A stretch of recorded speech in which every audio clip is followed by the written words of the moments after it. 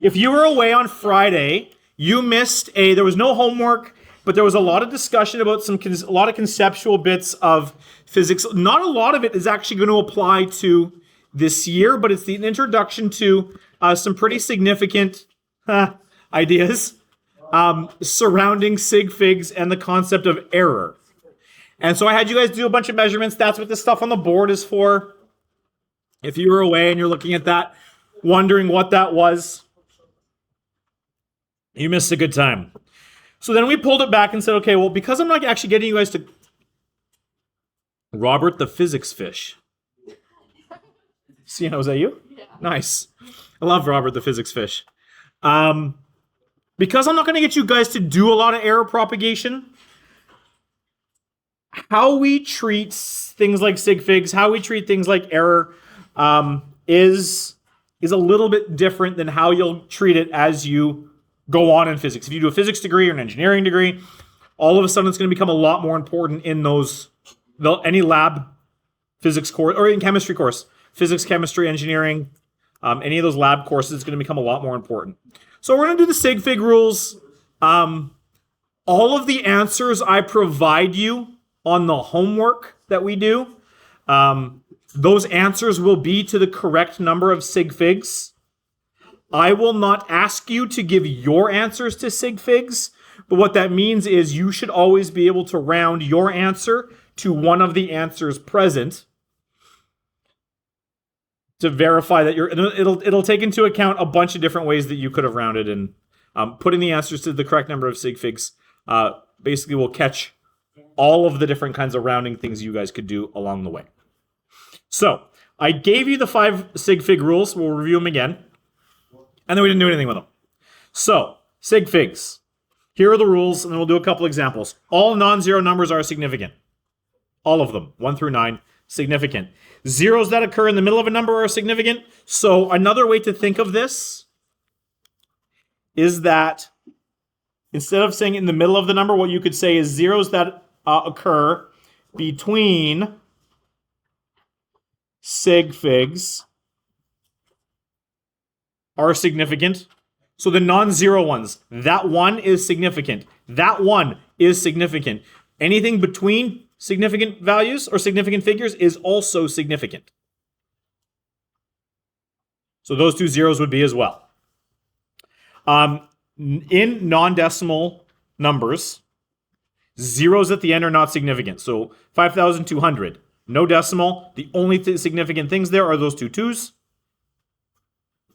In a decimal number, zeros to the left are not significant. So there's my decimal number, 0.0085. These 3 zeros are not significant. They're not between any significant numbers. Just the 8 and the 5 are significant there. In a decimal number, zeros to the right are significant. So there's all sorts of things that you can do to manipulate numbers to boost your sig figs, should you need them, depending on what is required of you. So a really easy way, again, and I'll give you examples to show you why sig figs might be required or might not be required. So this number here, 5,200, only has 2 sig figs. If you needed to take this thing and make it have more significant figures as it relates to some of the other work you may or may not have done, an easy way to do that would be to add a decimal to the end. Because in decimal numbers, zeros to the right are significant. So if I had something like this, if we combined that rule with this rule and said, I got 5,200, 2 sig figs, I throw a decimal and a 0 down there, how many sig figs do I have now? It's the exact same numerical value. But in a decimal number, zeros to the right are significant, and zeros that occur between sig figs are significant. I'm actually bringing in this rule too. Zeros to the right are significant. 2 and 5 is significant. Because these 3 are significant, those 2 must be as well. So now we took the same exact value, but instead of having 2 sig figs, we have 5.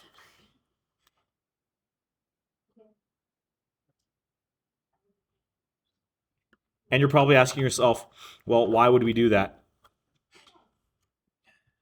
And I will say there are reasons. And then tell you to flip the page. So, let's keep going. Well, the explanations are forthcoming. Okay. So, yes, like in Calculus 12. Oh, no, not that. Okay. Here we go. Here's that top row. How many sig figs are in each number? We could do them as a class. Well, in this one. 2. Only the 1 and the 5. These zeros are not significant because there's nothing after them that is significant. So there's 2 here. How many here? There's 4. The 1, the 2, and the 2 are significant. Because that 0 shows up between them, it's also significant. So there's 4 there. How many there?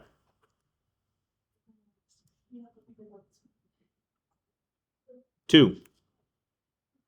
3 and 4 are significant. Zeros to the left in a decimal are not. Here? Also, who said that? Yes, also 2. Thank you, Penny.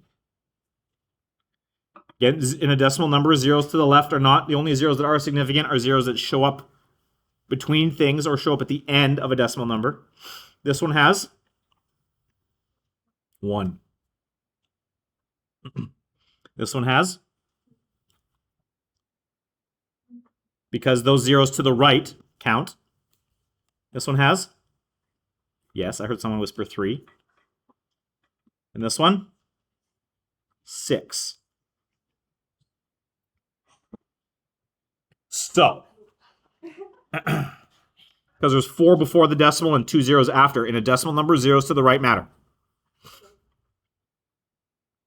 So why do we care? We care because when you're doing, this is a really simple way to propagate error. We said that in a measured value, every digit is significant.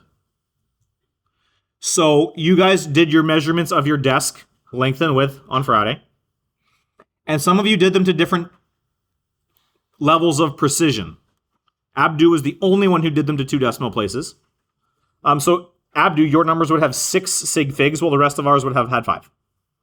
Or 4, as the case may be. Some of you would have had, some of you had no decimals. You didn't say 0.0, you just said, here's the number in centimeters. There was no fractional centimeters. So some of you have different degrees of significance in your values, just depending on how far you chose to, or how finely you chose to measure is the language I'll use there. So then when you go ahead and you start to do calculations with it, because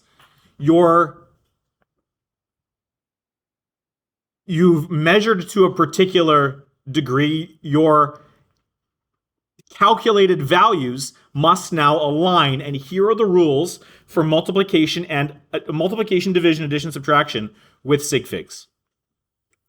So, Abdu. When multiplying or dividing numbers, we multiply to find areas.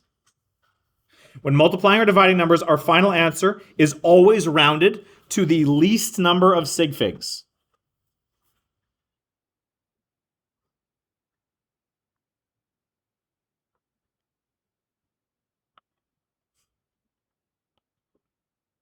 So, if I'm multiplying 250 by 1.15,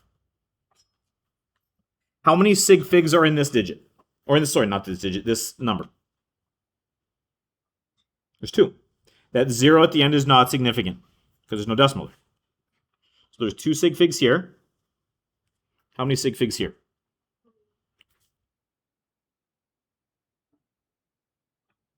So let's multiply those together, shall we? I'm not going to make you do anything by hand in this class, so grab a calculator. What is 250 times 1.15?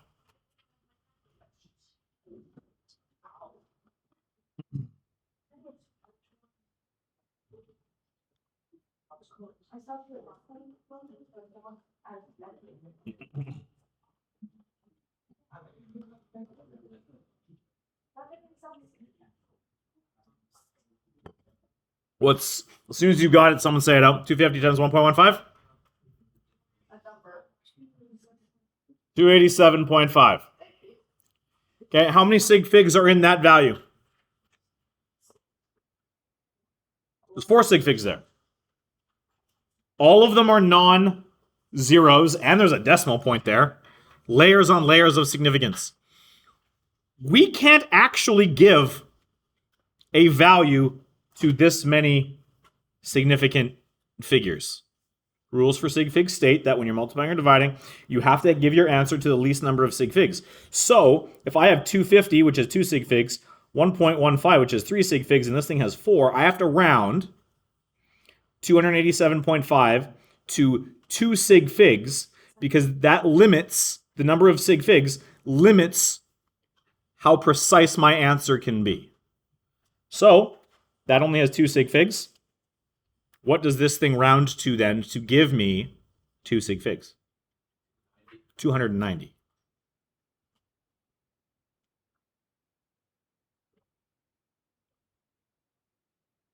This thing only has 2 sig figs.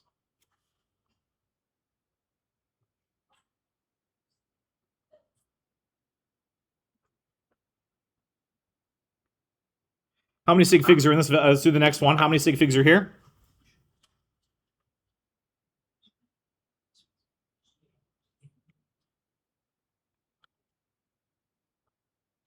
How many sig figs in that decimal number right there?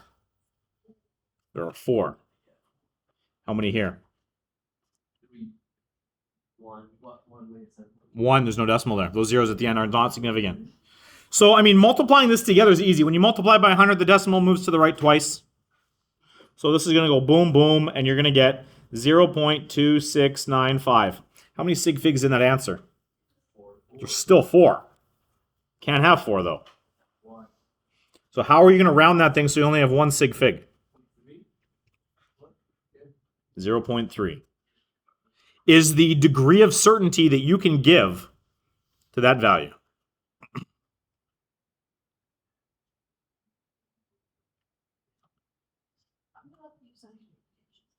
You have to use scientific notation for the next one. What is 200? How many sig figs in 200.0? There's 4. How many sig figs are in 150? There's 2. And when you multiply those two numbers together, you get? Yes, a number. 15 times 2 is 30. So 150 times 200 is going to be 30,000. How many sig figs does 30,000 have? 1. How many sig figs do you have to have in your answer? 2. How could you rewrite 30,000 so that it has 2 sig figs? Scientific notation. This is a use for scientific notation that they do not tell you about when they introduce it to you in grade 7 or whenever it shows up. Because an easy way to make a 0 significant is to put it after a decimal place.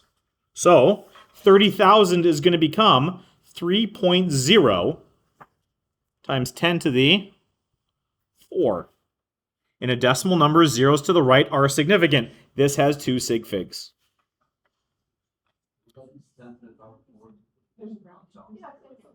Sorry? It does not count in your sig fig calculation because it's not, take 10 to the 4 isn't part of anything we're doing here. This 3.0 times 10 to the 4 is all one number.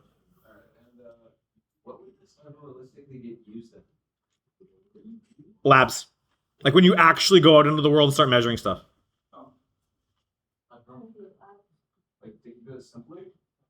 No, to force a degree of precision. So like if we go back here, one of the things I said was that a measuring instrument has a precision of plus or minus half the smallest division. Sorry, right here. So when you guys were measuring it, I didn't tell you that before. We deduced it afterwards. But when you guys were measuring your desks, the only one, I didn't even do it, the only one who measured to the degree of precision that we all should have was Abdu. Because he's the only one that said, I can reasonably expect to go to a 0.5 millimeter. So let's put my answers to the nearest 0.5 millimeter.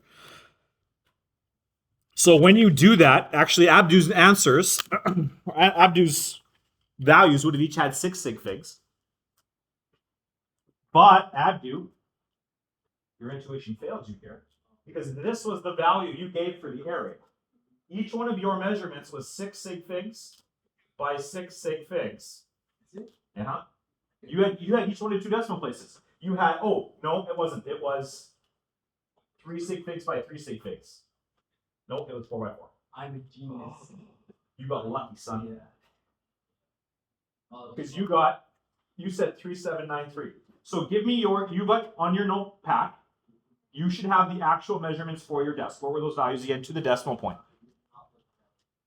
You didn't write them down like I told you to? Somewhere in this night. Okay, just flip back 2 pages. Or 1 page. From the page that we're on, you only have to go back 1 page. I wrote it down right away, so I know what it is. What were the values you had for your desk again?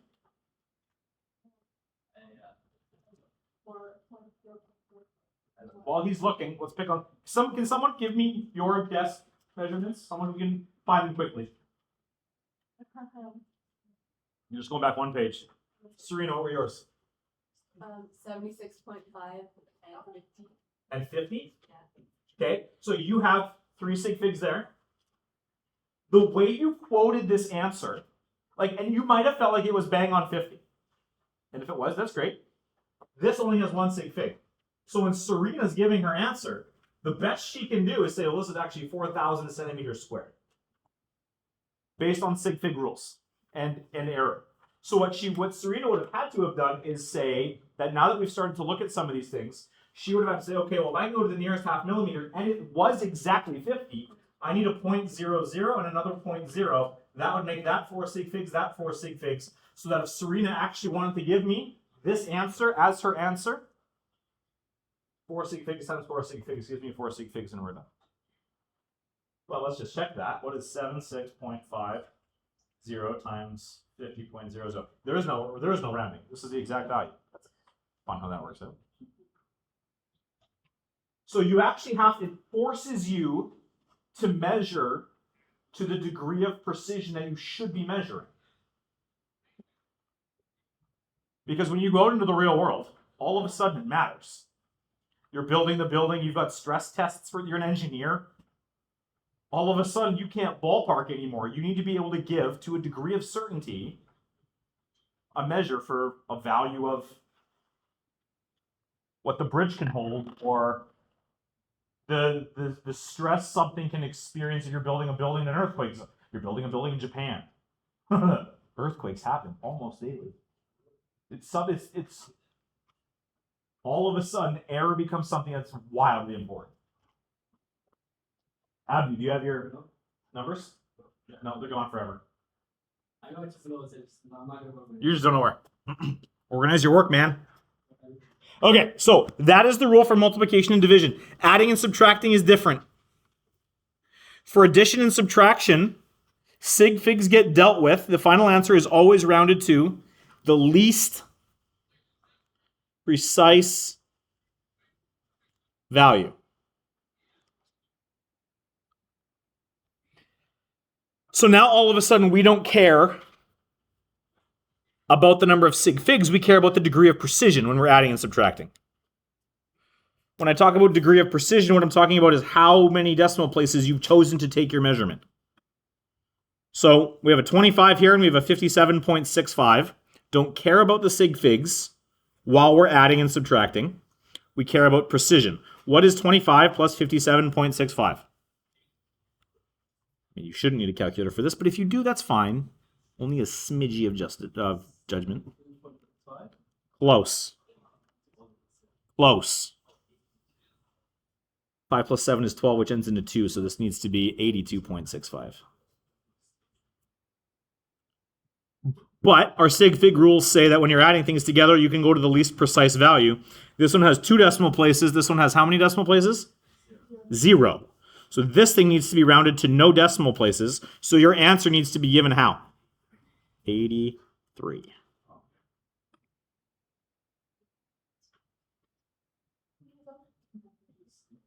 And the really fun thing is when you start to chain these operations together. You have to do an assessment of your sig figs and precision at every step of bed mass. It's a great time. Because again, the physical sciences matter. It's not airy-fairy conceptual stuff anymore. It's not like, let's talk about the impacts of history and psychology and, it's it all happens in the mind, and history did this, and it could lead to this, and this is what a people group. No, you're building a building. Do you want the building to fall down? You could test the bridge by driving trucks over it, but then your last driver's toast. Every time you test a bridge, someone dies. As long as you have enough driver, I can only build 100 bridges because I only have 100 dudes. 100 people chose to work for me. After I build my 100th bridge, I'm done. Unless I can find some more suckers to drive over different bridges, right? Like, these things matter as in the physical sciences. Well, and how much do you trust my math? Okay, last one, and then you're going to practice with the sig figs. 0.6851 minus. Okay, so minus means we don't care about the number of sig figs. We care about precision. 4 decimal places here, 3 decimal places here. When you do the subtraction, I'll give you the value. It's 0.3481.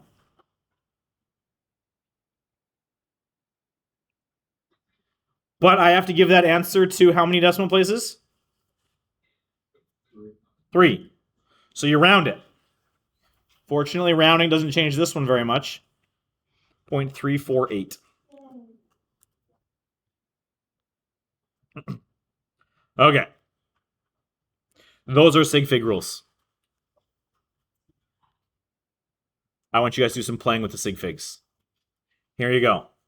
Grab some paper, or you can move to the whiteboards. I want you to crank out these guys. On your market set, go. By all means, discuss. Do not do physics in isolation. I can help you.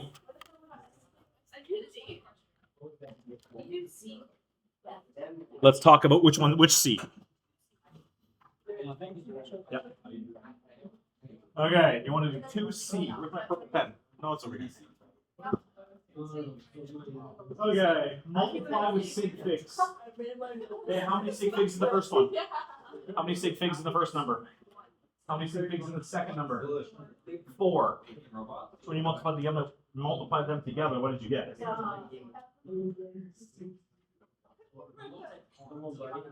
So,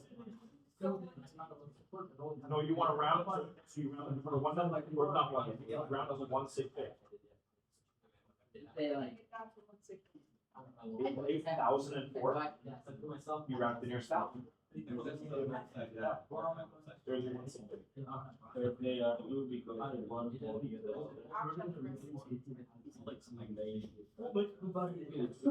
Always round. If you do the sig figs, you round to the correct number of sig figs. You don't just chop off. You use scientific notation and rounding to give you let's say you make a real hard.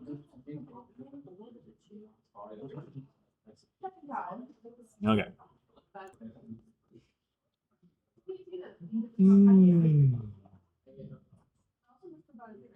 Check your answers with mine. If I did that instead of For which one? F. What do I have to choose left? Oh, sorry, I'm looking at the wrong letter F. That letter F. Yes. 2,400,000. You did 24. That's fine. Okay. If we're gonna get really technical, that's not technically scientific notation. You'd want 2.4 times 10 to the 6. Yeah. But yeah, it's mathematically it's all the same number, 2,400,000. So with lots of these, there are also alternative acceptable. 11, I know you're dumb, but don't distract other people.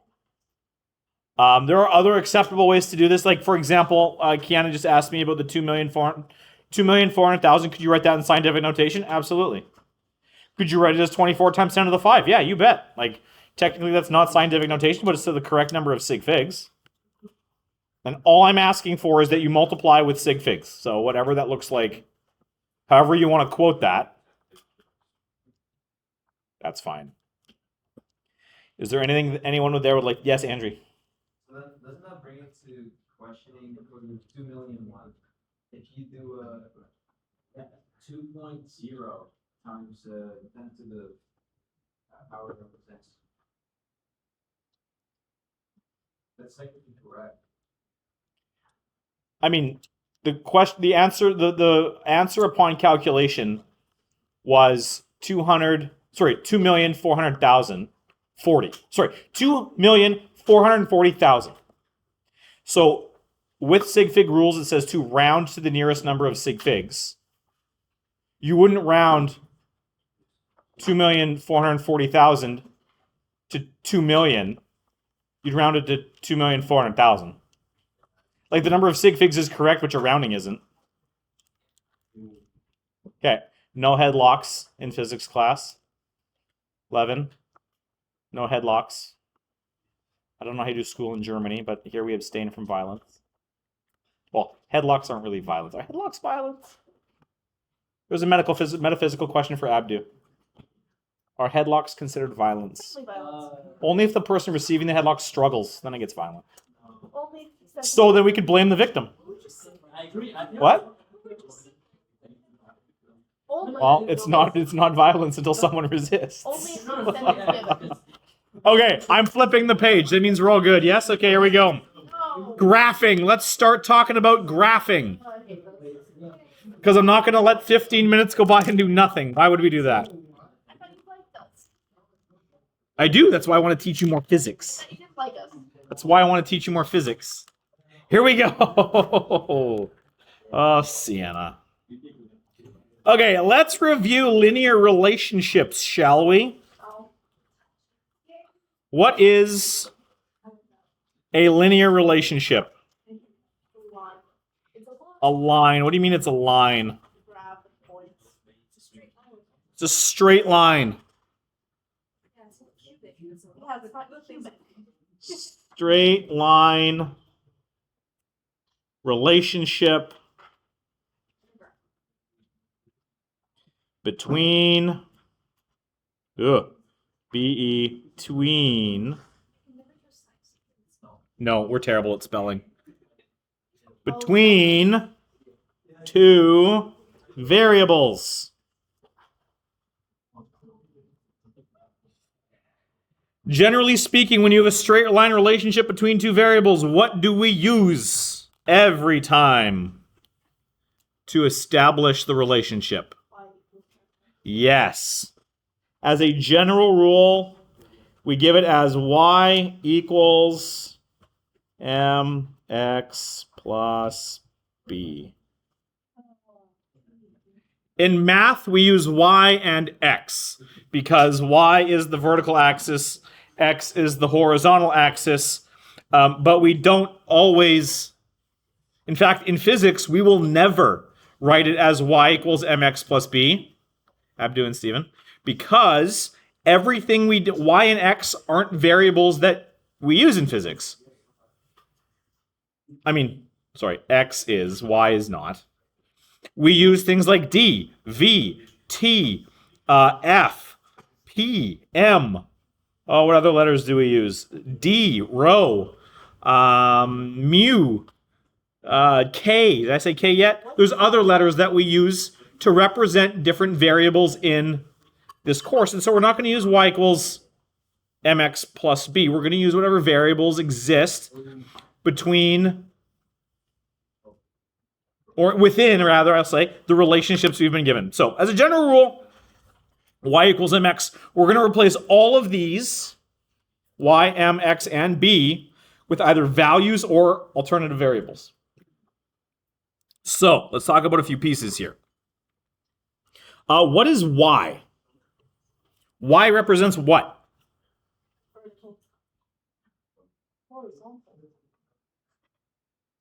Neither of those are the answer I'm looking for.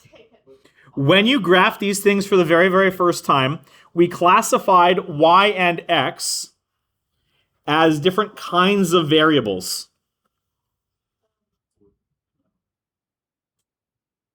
What kind of variable was y? What kind of variable was x?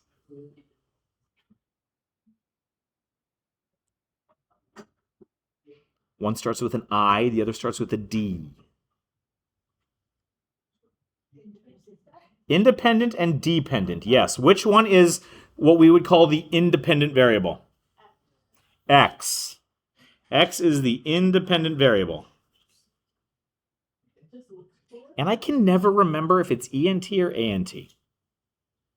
Independent. Let's go ENT. That looks better. Independent variable. Pretty sure it's an A. You're right. Where's the A? I always forget variable. Is it an A? No, it's an E. Is it? E looks better. I could just look it up online, but why would we do that? X is the independent variable. What's so special about the independent variable? What does that mean? USA. No. That's not what this means. What does it mean to be for a variable to be independent? For it not to be dependent on anything. For it to be not dependent on something else. Okay, so let's say that differently. I don't want to use the two words in their own sentence. The independent variable is the variable, we'll say, that changes on its own. Changes on its own. An example of this that gets used in physics all the time is time. You do not control the time. The time is going to pass the way the time is going to pass, and everything depends on it. So then if X is the independent variable, Y is the dependent variable. You know what? I'm just going to look these up. I think that's okay. That's all the same way you did, so I'm not scared. Apparently independent is with an E, and dependent is with an A. Stupid. Seriously? No, either way, it's an E. Oh. Happy English. That's your dependent variable. And if X, the independent variable, changes on its own, Y, the dependent variable, changes how?